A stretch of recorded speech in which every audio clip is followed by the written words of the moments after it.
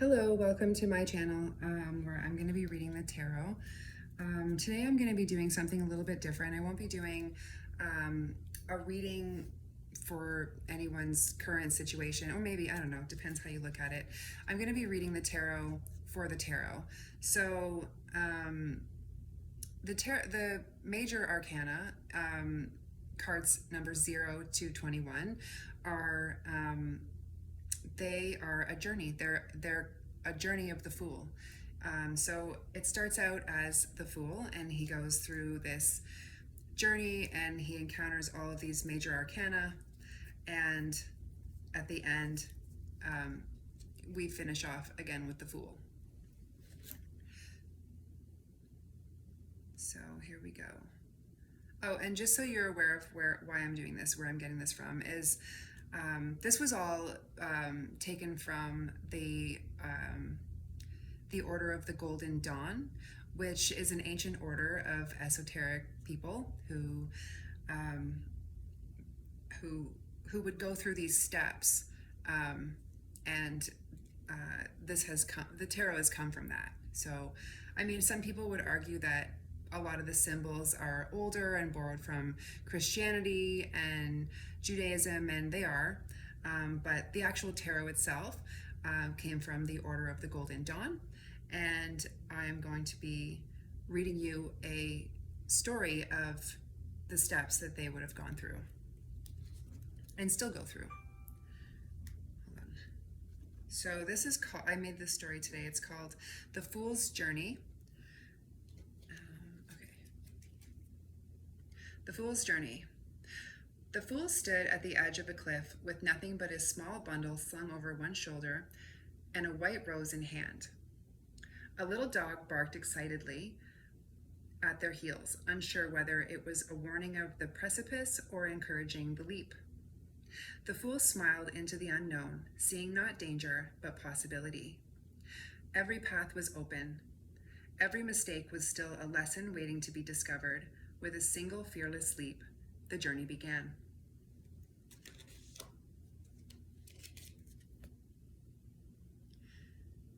The magician welcomed the traveler to a table upon which rested a wand, a cup, a sword, and a pentacle. Everything you need has already been placed before you, the magician said. Your thoughts, your emotions, your intellect, and your body are the tools through which heaven becomes earth. The Fool learned that intention shapes reality, and that true creation begins with conscious will.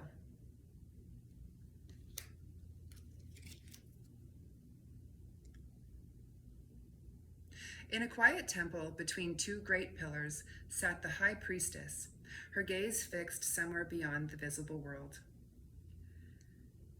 She spoke very little. Instead, she invited silence. In that silence, the Fool heard whispers rising from dreams, intuition, memory, and the hidden chambers of the soul. Not every truth could be reasoned. Some could only be remembered.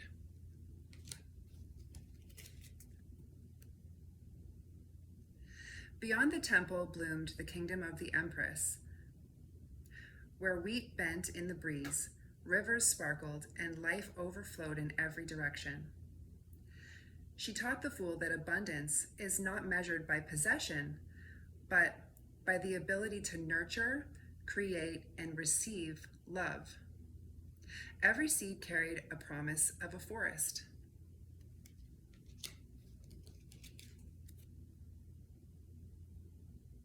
Across the valley stood the emperor upon his stone throne.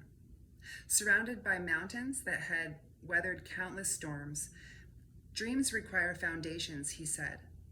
Through discipline, responsibility, and order, he showed the Fool that strength is built one deliberate choice at a time, and that freedom without structure soon becomes chaos.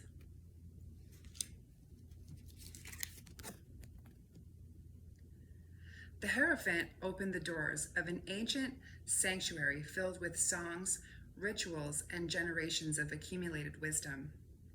No one begins alone, he explained. Every traveler inherits traditions before discovering which are worth keeping. The fool listened with respect, learning that teachers illuminate the road, even if they are not the final destination.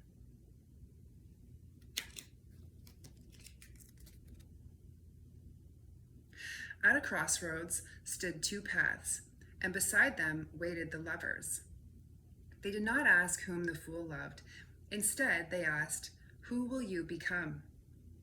The fool realized that love and choice were inseparable. Every decision shaped the heart, and every commitment quietly closed 100 other possibilities.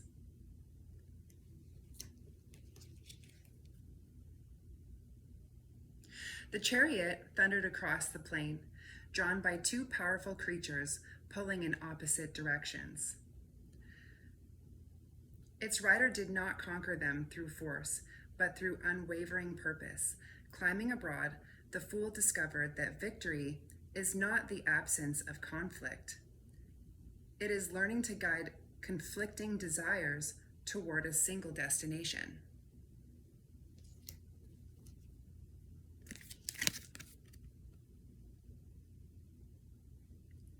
In a peaceful meadow, the fool met a woman gently closing the jaws of a lion. She carried no weapon, only calm confidence. Strength revealed itself not in domination, but in compassion. Courage, the fool learned, is often soft-spoken.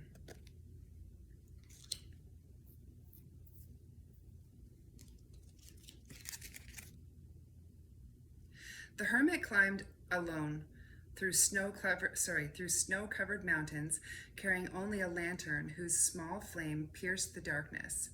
The fool followed until the old traveler stopped and handed over the light. "No one can walk your path for you," he said. "Wisdom borrowed is only temporary. Wisdom discovered becomes your own."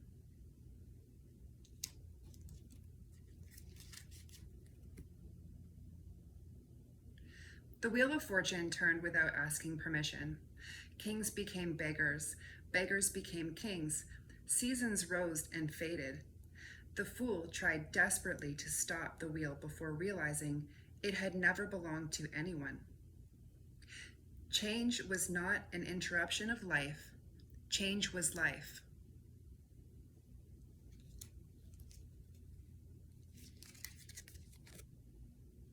Justice waited in a hall, balanced by perfect symmetry. She held scales on one hand and a sword in the other. "Every action echoes," she said. The fool saw that fairness was neither punishment nor reward, but harmony restored. Truth cared little for preference.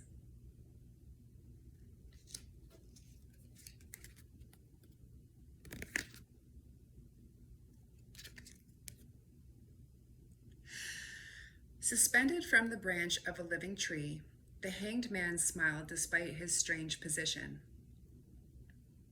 "When the road disappears," he said, "perhaps it is your perspective that must move." Hanging upside down, the fool saw familiar landscapes transformed into mysteries and discovered that surrender often reveals what striving conceals.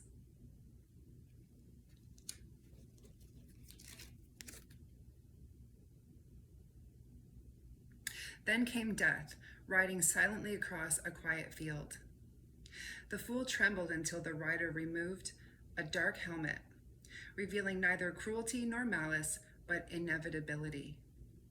Old identities, outdated beliefs, and worn-out fears fell away like autumn leaves. Though grief lingered, the fool stepped forward, lighter than before.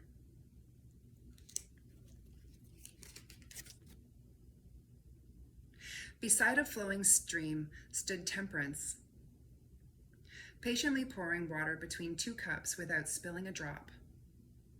Fire met water, logic embraced intuition, past and future dissolved into the present.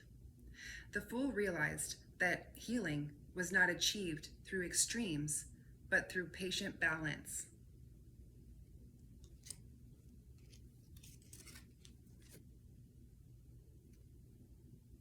Deep beneath the earth, the devil laughed as countless souls wore chains they could have slipped free at any moment.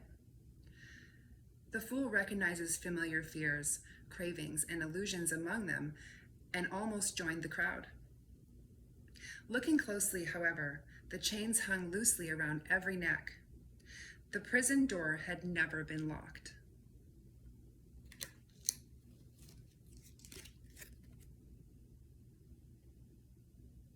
Lightning split the heavens as the tower shattered, sending stones, crowns, and certainties crashing to the ground. Everything the fool believed to be permanent collapsed in a single terrifying instant. Yet beneath the rubble lay a foundation that had always been stronger than the walls built upon it.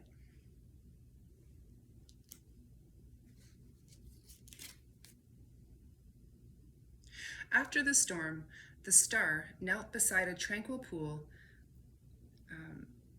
Where am I here? After the storm, the star knelt beside a tranquil pool beneath the sky ablaze with constellations.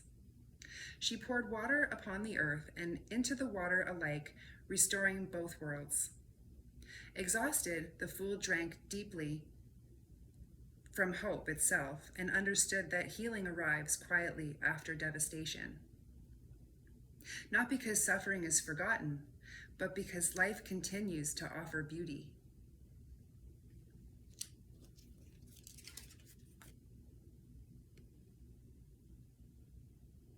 Night fell and the moon rose over winding paths where wolves howled and strange shadows danced what am I doing? I'm gonna start that again. Night fell and the moon rose over winding paths where wolves howled and strange shadows danced. Dreams mingled with fears until the fool could no longer distinguish illusion from revelation. Trusting neither panic nor certainty, the traveler learned to move carefully through mystery, guided by intuition instead of fear.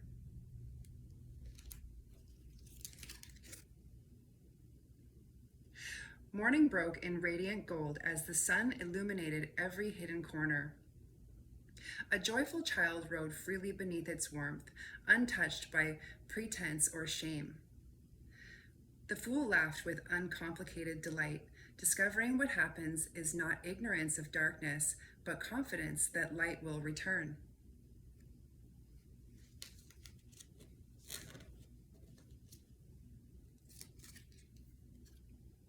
A great trumpet echoed across the valleys, and the dead arose, not to face condemnation, but awakening. Judgment called the fool to leave behind every smaller version of the self that had ever existed. The journey was no longer about survival, it had become a calling.